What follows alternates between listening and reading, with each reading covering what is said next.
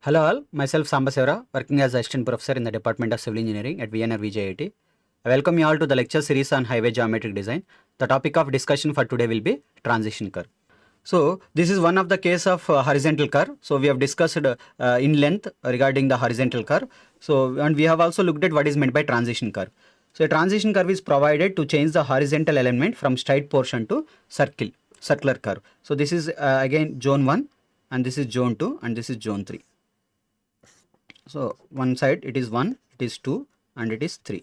So this is straight road which is having radius of infinity and curvature as 0, and slowly we want to bring that to a constant radius which is nothing but some particular value.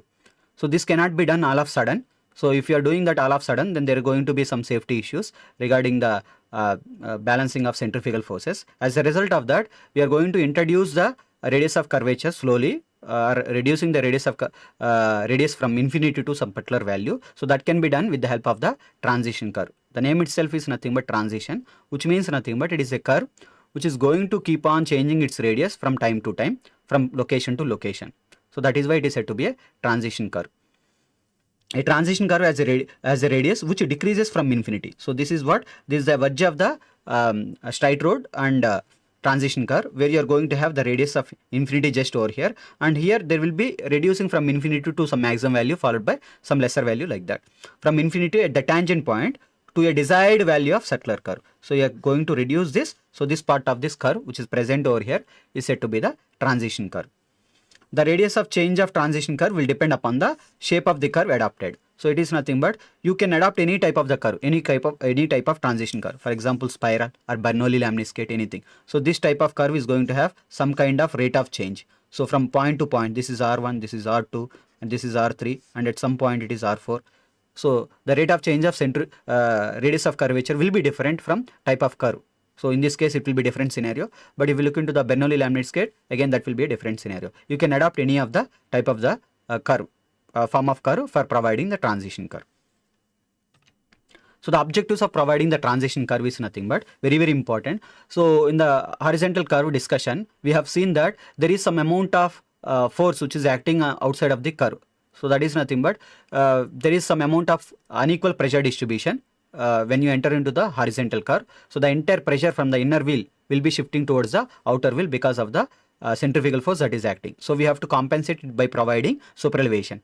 So that is nothing but you are providing by means superelevation, you are going to reduce centrifugal force gradually, or transition curve is going to do this job for you. That is nothing but introducing centrifugal force gradually. So not of sudden abruptly increasing the centrifugal force to the maximum value, P is equal to mv square by r. So it is going to increase slowly from 0 to higher value at the junction. By the time you reach the circular curve, it will be a higher value of centrifugal force that is going to be introduced gradually. At the same time, it is also going to introduce superelevation. The superelevation is also going to be introduced gradually. So this is point of curvature. That is nothing but here it is a straight road and this is the transition curve. So here we are going to introduce the superelevation slowly. We are going to attain the highest full attained superelevation at this location. That is nothing but from here it is zone 3 circular curve and this is zone 2. So we are going to introduce extra widening. So this term is somewhat new to us. We will discuss in the next coming slides. So that is also the advantage that is being served by the transition curve. At the same time, to enable the driver turn steering gradually from his own comfort and safety. That is the utmost job that also can be done by transition curve. That is nothing but steering gradually from his own comfort and safety. First one is nothing but to introduce the centrifugal force gradually, to introduce the designed superelevation gradually, to introduce the extra widening from straight path to the circular curve gradually again, and at the same time to provide safety during a steering process. So the length of the transition curve, we have intended to calculate the length of the transition curve L. So which can be done by 3 ways. One is nothing but the rate of change of centrifugal acceleration to be developed gradually. So you are going to introduce, there is a centrifugal force acting on the outside. So the rate at which you are introducing the centrifugal force. So that is what? Based on the rate of change of centrifugal acceleration. That is one thing. The second one is nothing but rate of introduction of superelevation. So you are having zero superelevation, you are having some rate, or this superelevation can be attained in a small distance also. For example, this amount of superelevation, I can attain the same amount of superelevation in a small distance also. So this is what this rate of introduction of superelevation is different, and this rate of introduction of superelevation is different. So this we have attained in a small distance n1, but this as we have done in a larger distance n2. This is advantages. This is good in terms of safety. So that is what it is going to depend upon rate of introduction of designed superelevation, and there is an empirical formula which is being suggested by IRC. So if these two values, both of the values which are obtained by case 1 and case 2 are falling less, then you need to provide minimum length of the transition curve which is recommended by IRC code. Extra widening. So we have seen that what is the purpose of a transition curve. It is also serves as something to introduce the extra widening gradually.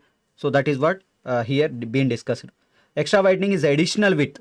So we already have the width of the carriageway, whatever it is, whether it is a single lane, we have a width of carriageway as 3.75 meters, and double lane carriageway we have 7 meters. But you are again providing an additional width provided on the horizontal curves.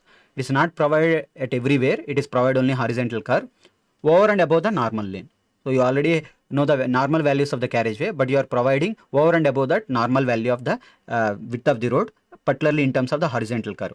So such a kind, which is nothing but to accommodate the off tracking of the vehicles, and psychological clearance is required by the driver while negotiating a curve. Such kind of width what you are providing. For example, this is the width of the road, okay, and based on that you are providing a horizontal curve. So if you look into this, this is one rear axial and this is front axial. So if you look over here, the front axial and rear axial will not be traveling at the same location. They will not be traversing the same path. So this front axial will be deviated from the rear axial by some amount of widening or some amount of width. Such a kind of widening is said to be mechanical extra widening. Basically, this is an extra widening. We are providing extra when compared to that of normal conditions. So that is nothing but extra widening. But this is purely because of the mechanical extra widening, because of the off tracking of the vehicle from the normal lane. Such a kind of widening is nothing but mechanical widening due to rear axle of wheel of the rear axle of the vehicle following a shorter radius. So this is following to shorter radius, but this is going in a different radius. So because of which you are having some off tracking or offset. So for which you are going to provide mechanical widening or mechanical extra widening. Similarly, because of unknowingly or unknowingly, we have a tendency that will move towards the outer edge of the road in terms of the horizontal curve. So because of which you have to provide somewhat extra widening. Such a kind of extra widening is nothing but psychological extra widening. So it might be case that when you have a sharp curve, you are going to move inside, or sometimes when the curve is somewhat gentle curve, you have a tendency of moving outside of the horizontal curve. So either ways, you have to provide some amount of extra widening because of the psychological effect of the driver. So such a kind of extra widening is said to be the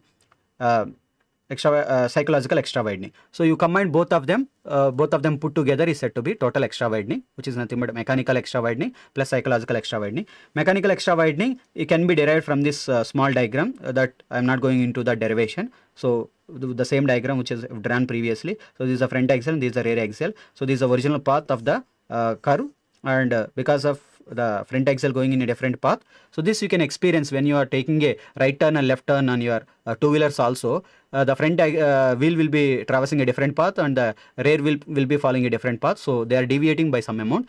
That amount is said to be the off tracking, or it is also called as mechanical extra widening, because that is being generated mechanically by the movement of different wheel paths. So that is said to be mechanical extra widening. So this is given by the formula, which is nothing but mechanical extra widening is nothing but n L square divided by 2r. What is L over here is nothing but this is the L value, the length which is connecting the front axial and the rear axial, length of the wheelbase. It is also called as length of the wheelbase, L, and n is nothing but number of lanes, and r is nothing but radius of curvature. So you are going to get the value of mechanical extra widening.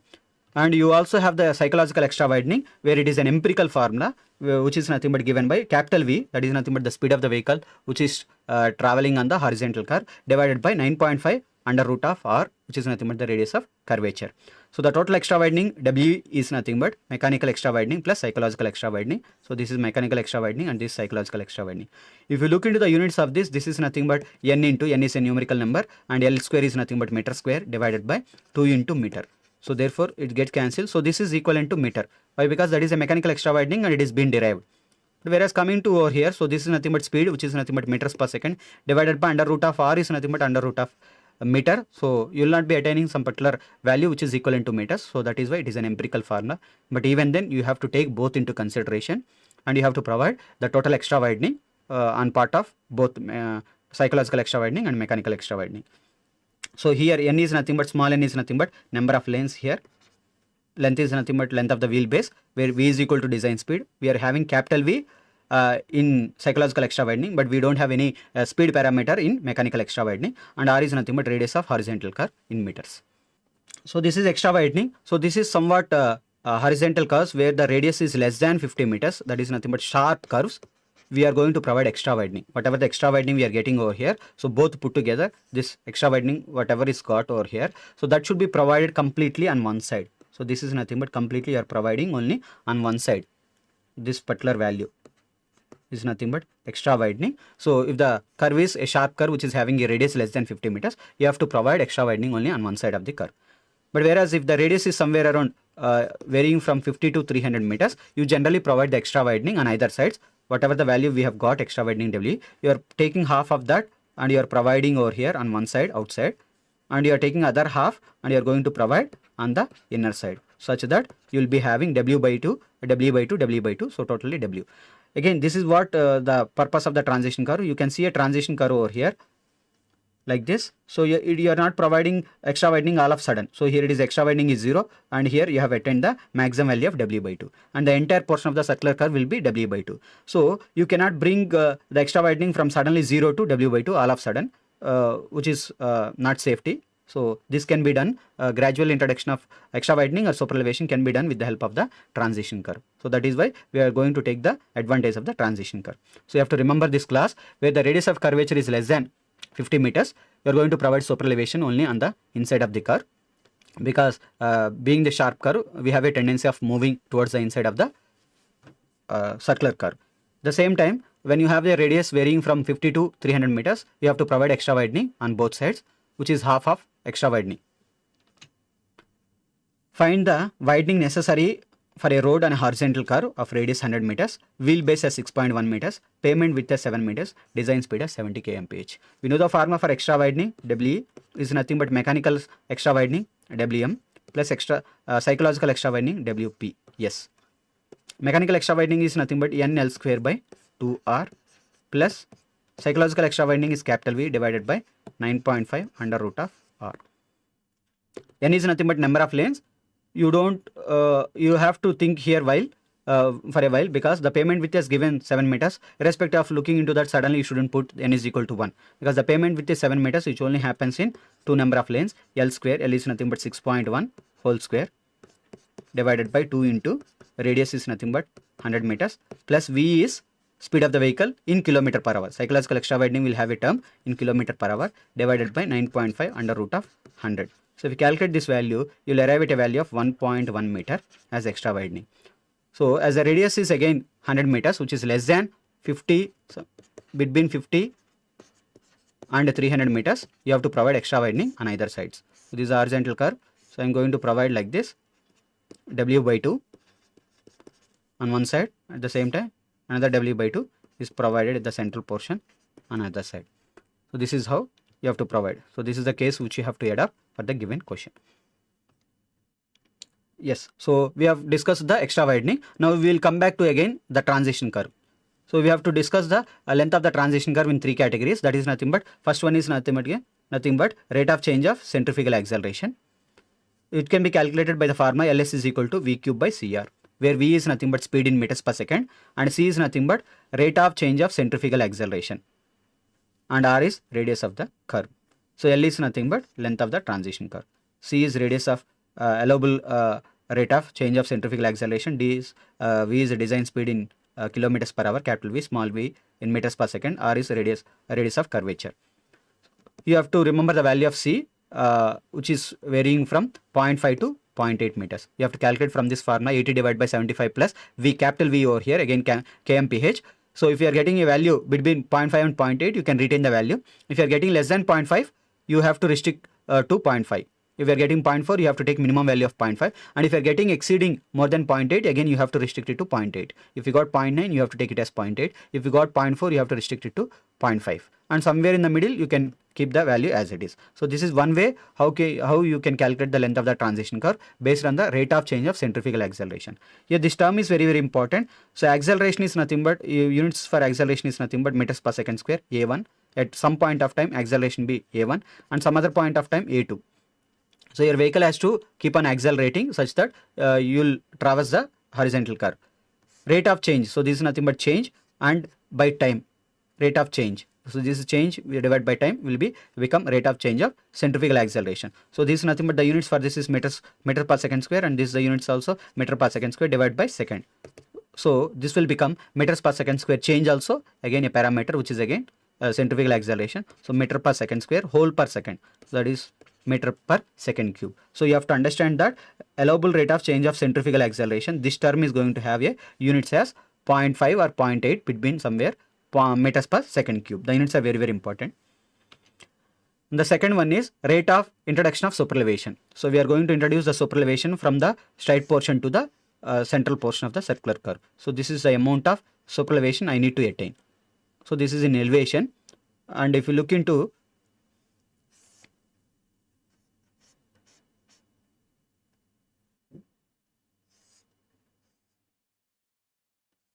this is the inside of the road, inside edge, and this is the outside edge. You are going to provide superelevation on the outside edge, and this is going from 0 height to you are going to attain a height of E.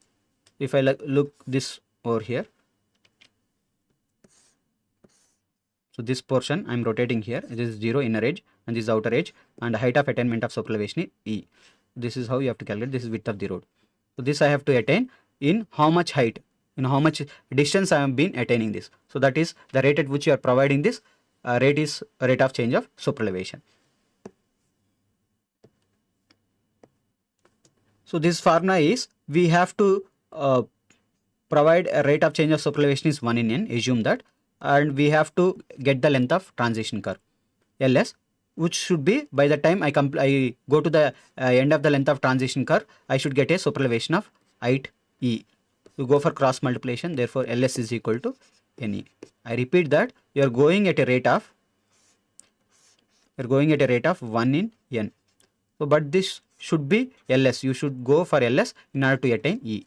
So this is vertical and this is vertical, this is horizontal and this is horizontal. So that is what I have done over here. So Ls is equal to Ne. But again, E is nothing but we have seen from the previous diagram. This is the height of attainment of superelevation. This is small e. We are looking for small e superelevation because we have a term small e and we don't have. We have to reduce or remove this capital E term.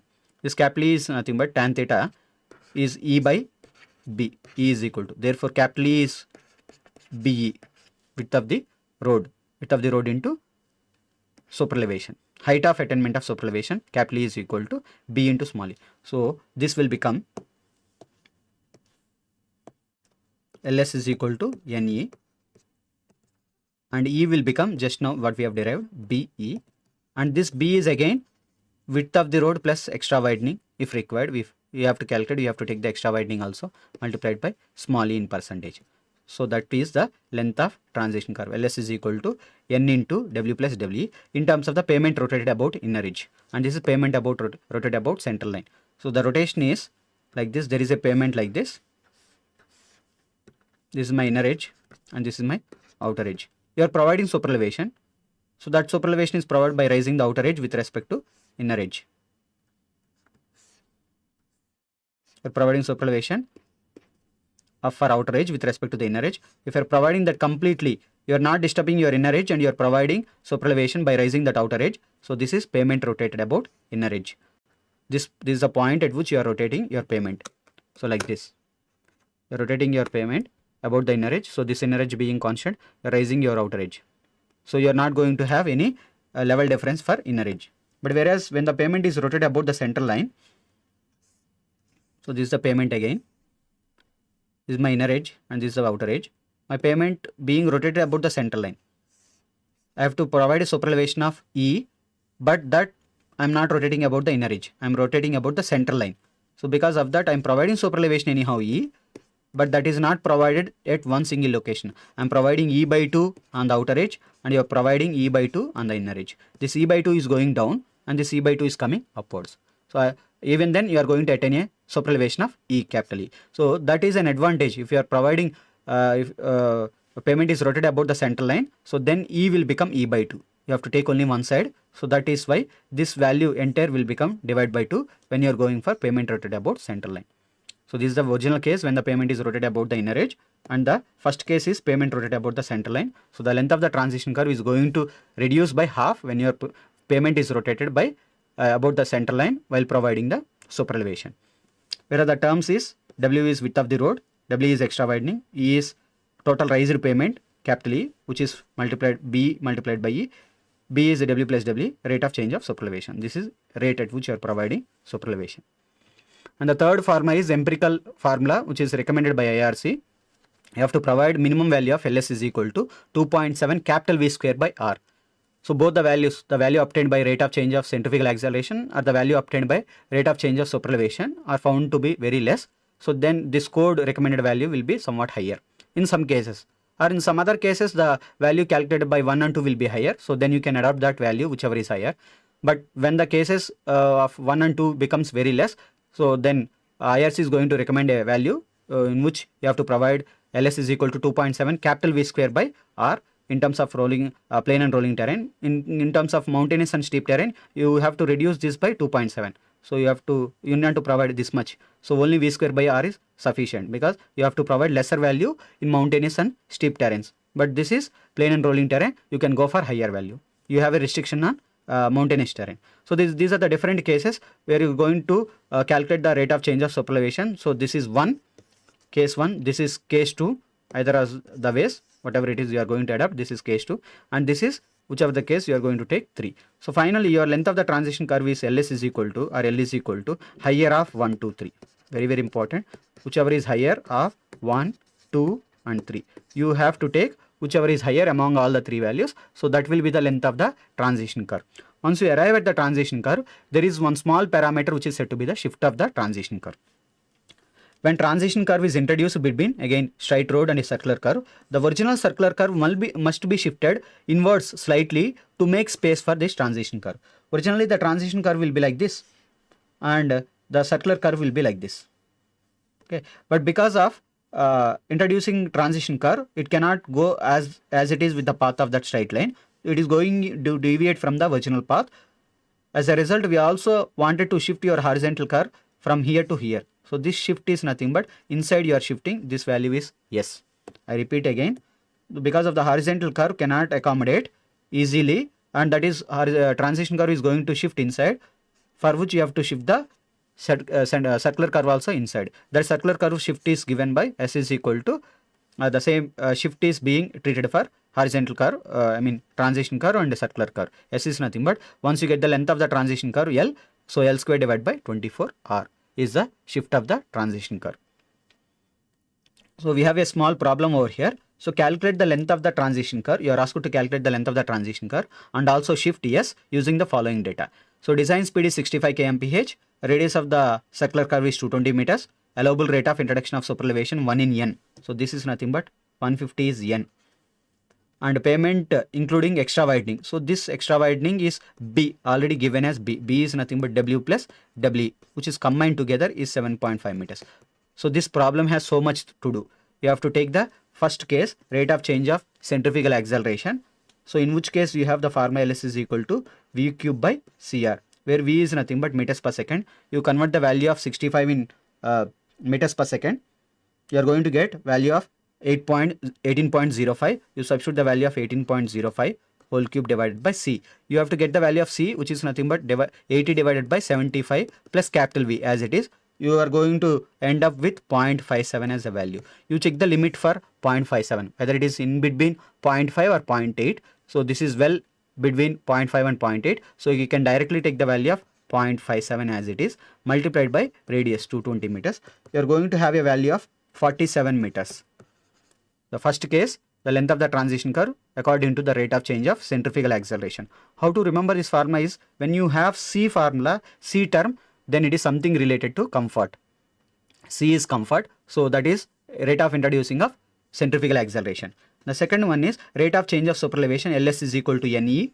We all know this. LS is equal to NE. E capital E is nothing but B into E. And again, B is nothing but W plus WE. E we have to calculate. But N is given. N is already given. We have to calculate what is E. E is nothing but superelevation. We have to calculate superelevation. The 4 steps when we design for superelevation in terms of the discussion of superelevation, E design. We don't know what is the amount of superelevation. We have to calculate the superelevation. So E design is equal to, you have to take 75% of the speed, which is nothing but 0.75 V whole square divided by GR, or capital V square, it will be V square divided by 225.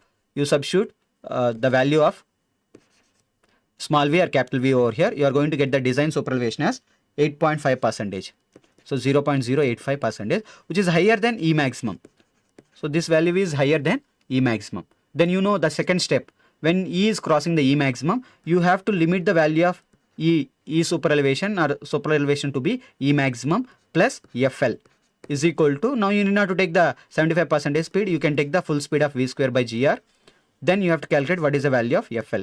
You take this value as limiting value because this is a plane terrain, and if nothing is given, you assume it to be plane terrain, which is nothing but 0.07 plus FL is equal to, now FL will stay on the left side, so V square by GR minus 0.07, you are going to get the value of FL as 0.08. So this is well less than 0.15. So you can adopt this particular value of superelevation, which is nothing but E maximum will be E itself, and you are going to provide FL. This FL is 0.08. So finally I have the value of superelevation is equal to, I have the value of superelevation, this value as 7%. E is nothing but 0.07. Now you substitute the value of each and everything. N is 150 multiplied by B is extra widening, including extra widening width of the road, multiplied by 0.07. As the pavement is rotated about the center line, this is given over here. So then your whole length of the transition curve is becoming half of this. So this value is 39 meters. This is the second case. This value is 39 meters. Third condition, empirical formula. This is again plane terrain. We have assumed it to plane terrain. Length LS is equal to 2.7 capital V square by R. So 2.7 into capital V is what is being given here, 65 kmph whole square divided by R is nothing but 220. This value is 51.85. 51.85. You can assume it rounded up to 52 meters. So you can see this case 1, which is 47 meters. I'll take with a different color. 47 meters, and this is 39 meters, 1 and 2, and the third case is 52 meters. So according to rule, we have to take the higher value, whichever is higher. So therefore, you have to adopt the value of LS is equal to 52 meters. So this is the finalized length of the transition curve, what we are looking for. And also we are asked to calculate what is the shift of the curve. S is equal to LS square. Once you get the length of the transition curve, or L square whole divided by 24 times of R. So this will become, value will become 52 whole square whole divided by 24 into radius is 220 meters. So you will have shift of 0.51 meters. So you have to shift your horizontal curve from away, from outside to towards inside by a value of 0.51 meters. So this is the end of this problem. So I sincerely acknowledge the use of publicly available resources that supported and enhanced the visual clarity of this presentation. Thank you. Like, share, comment, and subscribe VNR Digital Learning Resource YouTube channel.